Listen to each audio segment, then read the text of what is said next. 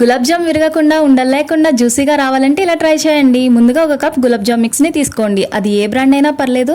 కొన్ని పాలు తీసుకొని పిండి మొత్తం ఈ పాలతోటి కలుపుకోండి. చపాతీ పిండిలా మటుకి అస్సలు కలుపుకోవద్దండి.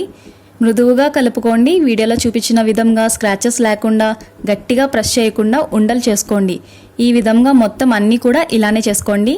ఇప్పుడు ఒక కప్పు పిండికి 2 కప్పులు షుగర్ అనేది యాడ్ చేసుకోండి. 2 కప్పుల షుగర్కి 2 కప్పులు వాటర్ని యాడ్ చేసుకోండి. షుగర్ కరిగేలా కలుపుకోండి. ఇప్పుడు ఒక 4 యాలకులను దంచుకొని మరుగుతున్న షుగర్ సిరప్లో వేసుకోండి.